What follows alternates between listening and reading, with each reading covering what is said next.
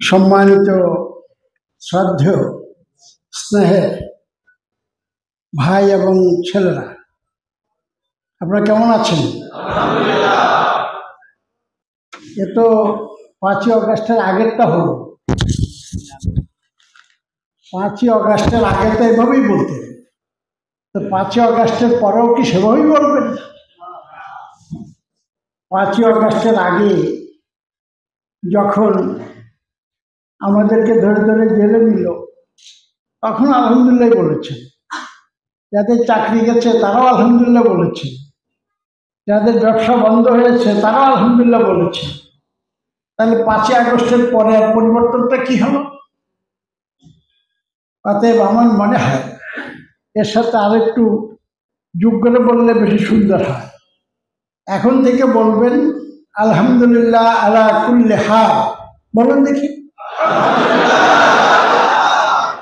কি বলতে হবে?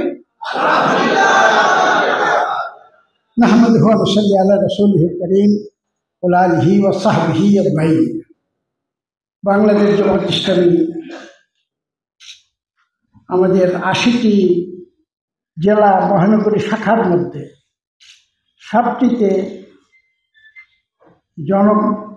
বহু জনসংখ্যার দিক থেকে, রোগন সংখ্যার দিক থেকে সর্বোচ্চ সংখ্যক রোগন সম্মিলিত যে শাখা, সেটি হচ্ছে ঢাকা মহানগরী উত্তর।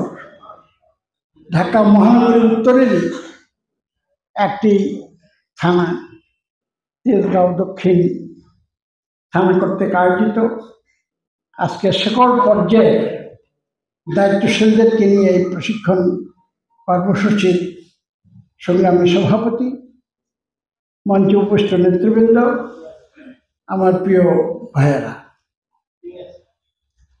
এখানে বলা হয়েছে ইউনিট দায়িত্বশীলদের শিক্ষা শিবির। আসলে অতীতে আমরা শিক্ষা শিবির করতাম কয়েকদিন ব্যাপী, অন্তত একাধিক সেশন না হলে তো শিবির হয় না। এটাকে বড় জোর, যেহেতু একটা সেশন হচ্ছে, এটা শিক্ষা বৈঠক হতে পারে, যেটা ট্রেনিং সেশন বলা যেতে পারে।